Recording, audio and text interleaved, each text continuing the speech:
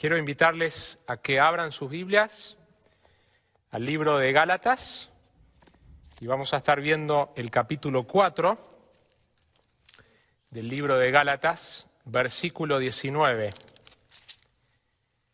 Gálatas 4, versículo 19. Hijos míos, por quienes de nuevo sufro dolores de parto, hasta que Cristo sea formado en vosotros. Vamos a inclinar nuestros rostros ahí donde estamos y pedir que el Señor hable a través de su palabra, que podamos escuchar su voz, que podamos tener corazones sensibles a lo que Él nos quiere decir. Padre, te damos gracias por tu palabra que es preciosa, es eterna. Gracias por cada uno de mis hermanos que están conectados a la distancia en distintos países. Nos gozamos de tener este tiempo, aunque sea por este medio, nos gozamos de poder juntos compartir, escuchar tu palabra predicada por distintas personas. Oramos que vos seas glorificado en esta conferencia, oramos para que podamos tener semillas que den fruto, para que tengamos un mejor discipulado en nuestras vidas y en nuestras iglesias locales. Oro por la obra del Espíritu de Dios a través de la proclamación fiel de tu palabra, no solamente en este sermón, sino en los sermones que escucharemos hoy y durante toda la semana. En el nombre precioso de Jesucristo. Amén. Warren Wiersbe ilustra este versículo diciendo lo siguiente: parece que los padres nunca dejan de sentirse responsables por sus hijos. Cuando son pequeños nos quitan el tiempo, pero cuando son grandes a veces nos quitan el sueño. Mi madre solía decir que cuando son pequeños la casa nunca está quieta y cuando crecen nos inquietan el corazón. Esto es lo que Pablo sentía al tratar de ayudar a los creyentes confusos de Galacia. El apóstol Pablo escribe esta carta a los Gálatas con un tono tanto de preocupación y amor como también de advertencia e indignación ante los falsos maestros que estaban persuadiendo a los cristianos nuevos a abandonar el Evangelio de la Gracia por un mensaje falso de fe más obras. El libro de Gálatas podemos dividirlo en tres partes a modo de introducción a cómo encaja este versículo en el contexto. Los primeros dos capítulos Pablo defiende la autoridad y el origen del Evangelio. En el capítulo 3 y 4 hay una explicación de la esencia, cuál es la esencia del Evangelio, la justificación por fe, la sola fide. ¿Cómo somos justificados? Solo por la fe y la obra de Jesucristo. Y en el capítulo 5 y 6 tenemos las implicaciones del Evangelio. Así que nos encontramos en una sección en donde Pablo está defendiendo y explicando la esencia del mensaje del Evangelio. Y es en ese contexto de este cuarto capítulo de Gálatas que Pablo está exponiendo y advirtiendo a los Gálatas de la falsa enseñanza y de los falsos maestros que los están desviando de la verdad que encontramos este pasaje. Nosotros queremos ver este texto en su contexto y lo estamos viendo ahora en el contexto de una conferencia del discipulado eficaz. El título de este mensaje es La pasión y la meta del discipulado, la pasión y la meta del discipulado. Vamos a ver en este texto que Pablo tiene una pasión genuina hacia el bienestar espiritual de los Gálatas, al igual que una meta. Y yo quisiera que observemos 4 verdades que enseña este pasaje acerca del discipulado. Número uno, el discipulado implica una crianza espiritual. En Gálatas 4:19 el texto comienza en la versión de las Américas diciendo hijos. Y quisiera en mi primer punto simplemente enfocarme en esa palabra, hijos. Es una palabra en el original que normalmente debe traducirse así, aunque no siempre.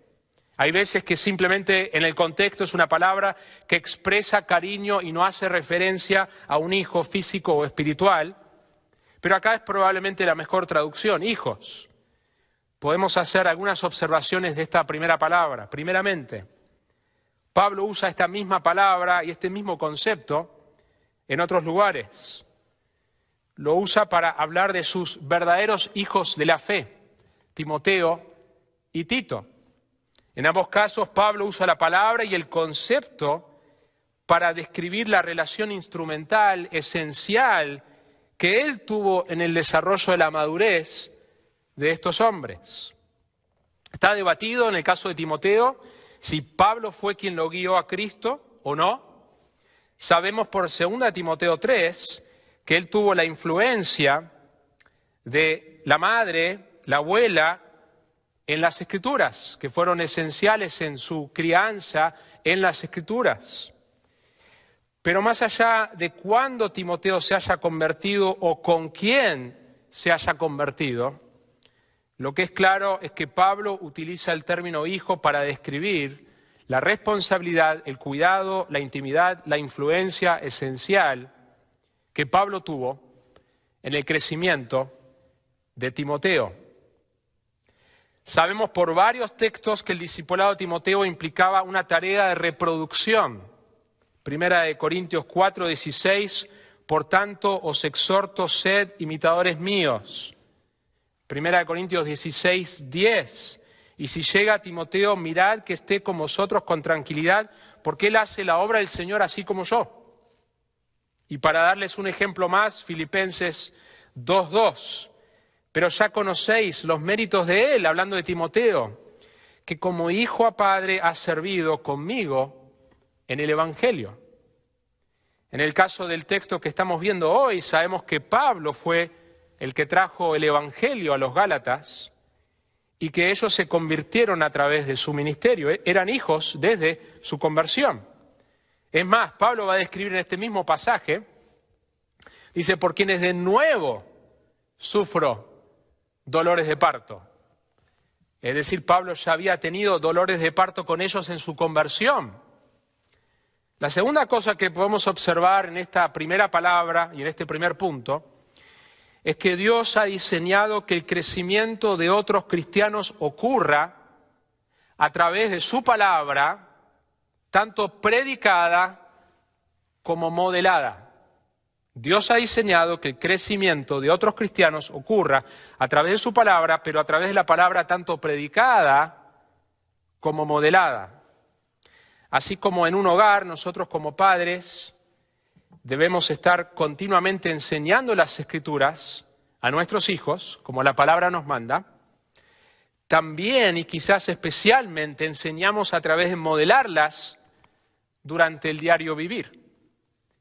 De la misma manera nosotros tenemos el privilegio, como creyentes, de invertir nuestra vida en otros, enseñando y modelando como un padre o una madre haría con sus propios hijos. Mis hermanos, nosotros debemos ver el discipulado de esta manera. La misma devoción, amor, cuidado, preocupación, intimidad, enseñanza que los padres deben tener hacia sus hijos, es lo que nosotros debemos tener hacia aquellos que buscamos discipular.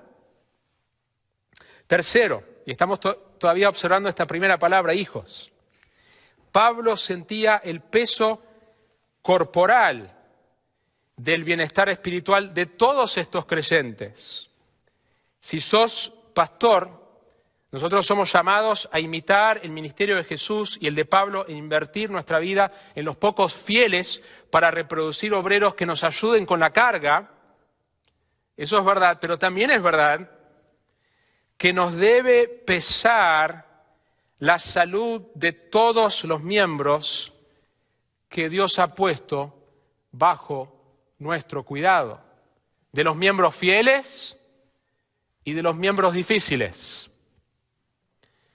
Pero si no sos pastor, vos también tenés una responsabilidad que va más allá de unos pocos, a quienes podés invertirles más tiempo de amor, cuidado, enseñanza que vos mismo recibiste de otro discípulo fiel.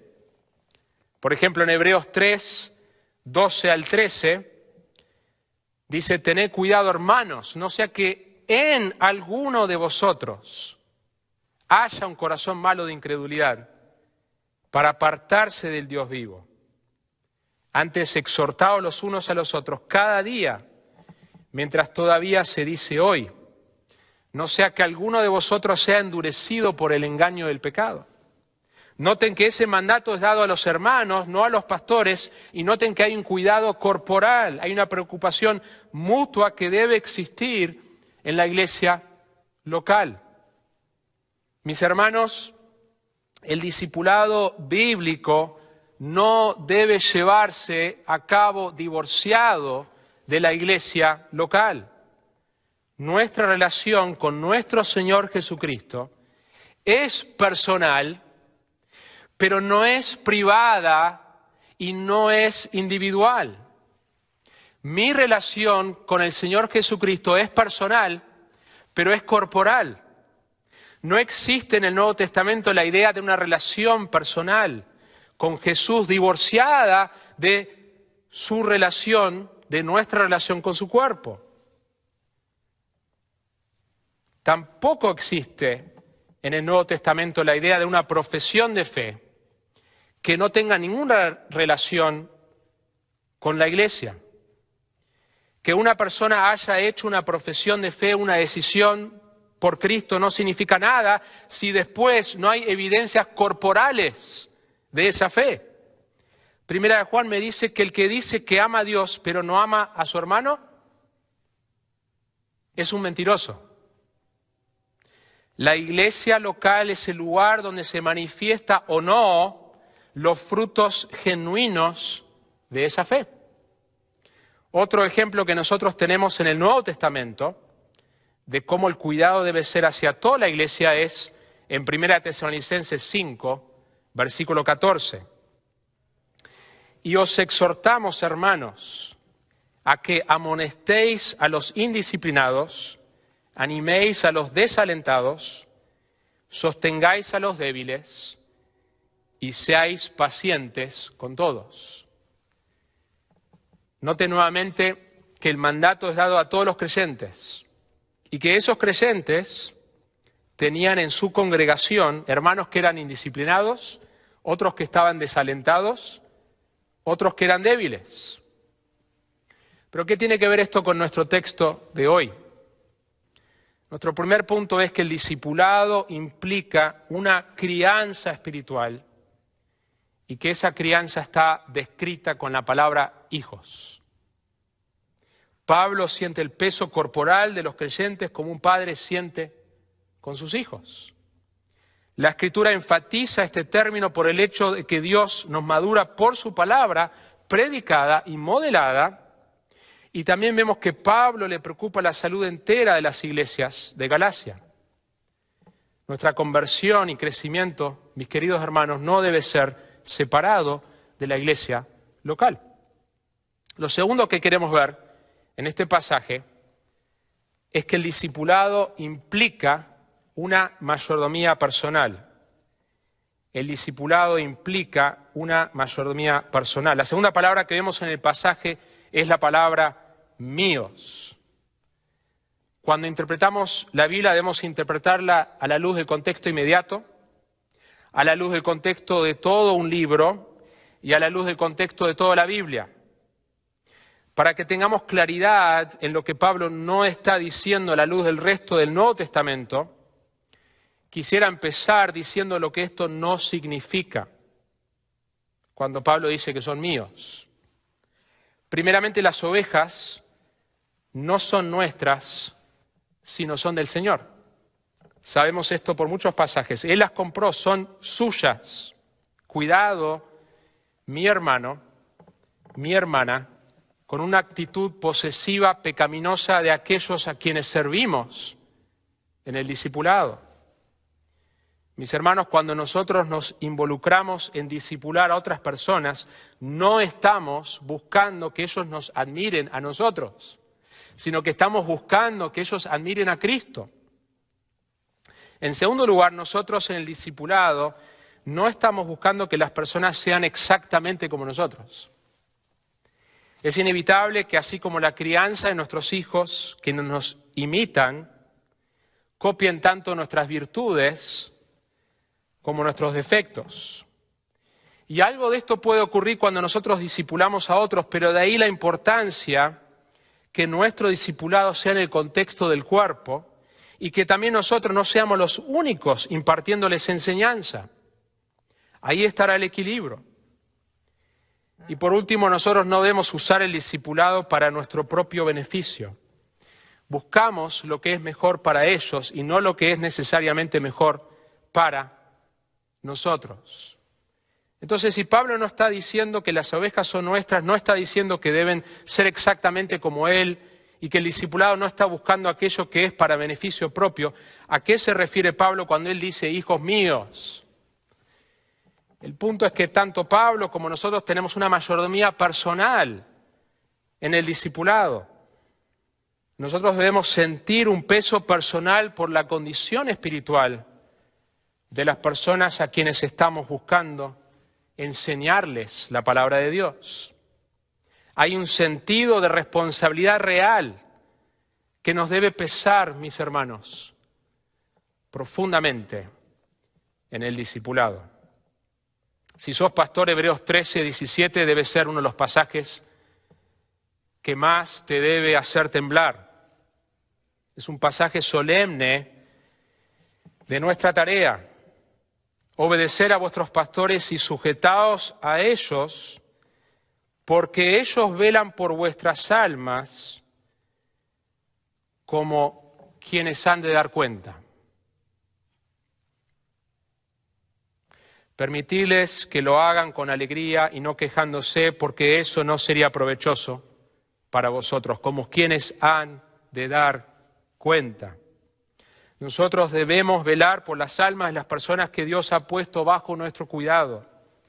Les enseñamos todo el consejo de Dios, modelamos la vida cristiana delante de ellos, aconsejamos de manera privada cuando la situación lo requiere, corregimos, amamos, pasamos tiempo con ellos, buscamos conocerlos y saber dónde está la persona en su caminar con el Señor. Reprendemos, oramos antes, durante y después de nuestros esfuerzos. Y por supuesto, para hacer esto necesitamos saber por quiénes vamos a rendir cuenta delante del Señor. De ahí la necesidad de tener en claro quiénes son miembros y quiénes no. No somos responsables por todas las personas que asisten un determinado domingo, pero sí somos responsables por aquellos que se han comprometido con nuestro cuerpo local y que se han puesto bajo el cuidado de los pastores de nuestra iglesia. Por otro lado, esta tarea es tan grande que debemos orar y trabajar siempre por tener, si es que no lo tenemos todavía, una pluralidad de pastores. Ese es el diseño sabio de Dios en el Nuevo Testamento. El trabajo de cuidar almas es no solamente para los pastores, sino para todos los miembros del cuerpo, que también deben hacer su parte en discipular a otros. Es el privilegio y la responsabilidad de todo creyente reproducirse en la vida de otro. Déjame hacerte unas preguntas de aplicación. Pastor, ¿ves tu responsabilidad hacia todo el cuerpo? ¿Estás discipulando a otros de cerca que pueden aliviar tu carga? ¿Estás orando y trabajando en pos de tener más pastores en tu iglesia para ayudarte con la enorme tarea que Dios te ha dado? Cristiano, ¿ves tu responsabilidad de ser discipulado y discipular a otros en el contexto de la iglesia local? ¿A quién estás discipulando? ¿O quién te está discipulando? ¿Buscas aprender de cerca de personas que están unos pasos más adelante en su crecimiento?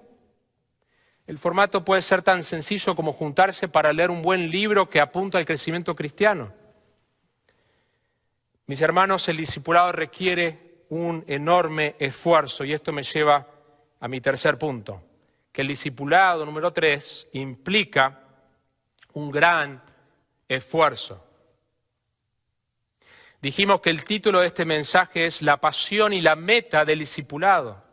Nosotros debemos tener una pasión para el discipulado y esto implica, número uno, una crianza espiritual. No es simplemente un programa o un material. Número dos, implica una mayordomía personal. Es algo que hacemos propio. Y número tres, implica un gran esfuerzo. No es algo pasivo. No es algo que viene automático. Dios es el que produce el crecimiento, sin duda. Dios es el que produce cambios, no hay duda de esto. Él es el único que puede cambiar corazones humanos, pero lo hace a través de los medios que Él mismo ha designado. Miremos nuevamente el versículo. Hijos míos, por quienes de nuevo sufro dolores de parto, hasta que Cristo sea formado en vosotros. Pablo describe una imagen que implica dolor, esfuerzo. De hecho, ¿cuál es la frase que usamos para describir cuando una madre entra en esta etapa de dar a luz? ¿Cómo lo describimos? Hablamos del trabajo de parto. En inglés es she enters into labor. Las palabras dolores de parto traducen del griego una sola palabra. De hecho, un diccionario bíblico griego, además de traducirlo tener dolores de parto, traduce sufrir terriblemente. Esa es la imagen. En el caso del contexto en Gálatas, Pablo está sufriendo terriblemente por ellos debido a que están siendo engañados y desviados del Evangelio por falsos maestros. Pablo teme literalmente que su esfuerzo haya sido en vano. De cualquier manera, sea el contexto que sea, mis hermanos, el discipulado implica un gran esfuerzo, implica trabajo, implica sufrimiento. Pablo lo expresa así en la carta a los tesalonicenses, porque recordáis, hermanos, nuestros trabajos y fatigas, como trabajando de día y de noche para no ser carga a ninguno de vosotros, os proclamamos el Evangelio de Dios. Su razón, su motivación de su trabajo y su fatiga era su amor hacia ellos. Si sos mamá o papá, o fuiste, sabés que ser padre implica, ser madre implica un enorme esfuerzo. Hay un gran gozo y un gran sufrimiento con nuestros hijos, ¿no es cierto? Mis hermanos, en nuestro llamado de discipular a otros, recordemos esto. El discipulado implica un gran esfuerzo. Implica orar por ellos regularmente, pasar tiempo con ellos, amarlos, servirlos, corregirlos, abrir nuestros hogares, abrir nuestros corazones, y vamos a ser lastimados en ese proceso. Miren la vida de Pablo, miren la vida de Cristo. Pero todo este esfuerzo tiene una meta preciosa y esto me lleva a mi último punto, número 4. La meta del discipulado es que la persona de Cristo sea formado en otros. Hijos míos, por quienes de nuevo sufro dolores de parto, hasta que Cristo sea formado en vosotros. La palabra griego para formado es morfo, significa causar que algo tenga una cierta forma o naturaleza. Esta es la meta de la vida cristiana. Esta tiene que ser tu mayor meta primeramente para vos. Mi meta principal en mi propia vida no puede ni debe ser simplemente ser un mejor predicador o un mejor pastor o ni siquiera ser un mejor esposo o padre. La meta suprema de la vida de todo cristiano es ser más parecido a Cristo. Es que la vida de Cristo sea reproducida en su propia vida por el poder del Espíritu Santo. Esa es la meta de todo cristiano. Y es la meta suprema, principal, prioritaria, por encima de toda otra meta. La meta del discipulado no es simplemente que tengan más conocimiento, que sirvan en ciertas posiciones, que tengan ciertas habilidades, que hagan un cierto programa o curso o seminario. Y no estoy diciendo que estas cosas no son importantes, pero estoy diciendo que no es la meta final, principal, suprema. Y todas estas cosas pueden ser necesarias para llegar a esa meta. Pero debemos tener siempre presente cuál es la meta final del discipulado, que la persona del Cristo crucificado y resucitado sea formado en nosotros. La persona de Jesús, como está revelado en las Escrituras, es quien buscamos formar en otros. Y qué privilegio tenemos de ser parte de eso. Mis hermanos, todo nuestro esfuerzo debe apuntar a eso. Toda nuestra crianza espiritual es llevarlos hacia la madurez cristiana como lo define la Biblia. Toda la responsabilidad particular que el Señor nos dé sobre otras vidas es para llevarlos a la madurez a través de los medios que Él ha designado. El ministerio público y privado de la palabra de Dios es para esto. La oración privada y pública es para esto. Termino con unas preguntas de aplicación. ¿Te preocupas por el bienestar de otros en tu iglesia local? ¿Tenés una pasión para discipular a otros? El apóstol Juan dijo que no hay mayor gozo que saber que sus hijos están andando en la verdad. No hay mayor gozo que esto. Pablo dice también en 1 Tesalonicenses, capítulo 3, versículo 8 al 10, porque ahora sí que vivimos si vosotros estáis firmes en el Señor. Pues qué acción de gracias podemos dar a Dios por vosotros, por todo el gozo con que nos regocijamos delante de nuestro Dios a causa de vosotros, según oramos intensamente, de noche y de día, que podamos ver vuestro rostro y que completemos lo que falta a vuestra fe. ¿Estás comprometido a pedirle al Señor e ir en pos de tener hijos espirituales? Pastor, ¿sentís el peso de la responsabilidad del cuidado de las ovejas? Debemos sentir ese peso que nos debe llevar a rogar al Señor por su ayuda. Es una tarea que ninguno de nosotros somos competentes. Debemos orar para que Él provea más obreros y más pastores que nos acompañen. ¿Te estás esforzando en la gracia de Dios para ser discípulos, empezando en tu propio hogar? Tiene que empezar, mis hermanos, en nuestro propio hogar. Y es una batalla. La vida cristiana es una batalla. Empieza con nuestra propia vida, se derrama en nuestro hogar y sigue en la iglesia local y hacia afuera. Pero debemos esforzarnos en la gracia de Dios para ser discípulos y el punto de arranque es nuestro propio hogar.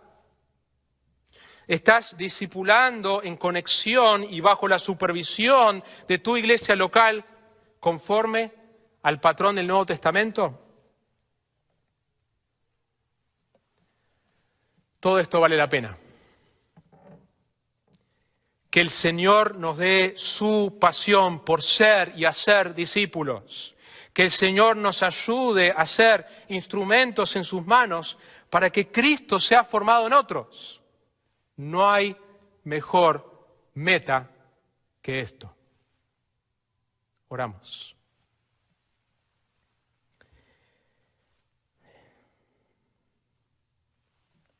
Padre, gracias por tu palabra. Gracias por la vida de Pablo, porque vemos esto modelado en su vida, como él realmente vivió esto. Sufrió como dolores de parto hacia aquellos que estaba él buscando que Cristo sea formado en estas iglesias, en Gálatas y así en otros lugares. Señor, nosotros hemos sido llamados por gracia, hemos sido salvos por gracia a través de ese precioso mensaje del Evangelio, las buenas noticias de lo que vos has hecho por nosotros en la persona y la obra culminada de Jesucristo, que murió y resucitó al tercer día, y a través de nuestra fe y arrepentimiento nos has dado, el Espíritu de Dios nos ha dado una vida nueva, el perdón de nuestros pecados, y nos has dado una comisión de ser parte de tu obra en esta tierra. Así que ayúdanos a tener esta pasión y esta meta en el discipulado. Te lo rogamos en el nombre de Jesús. Amén.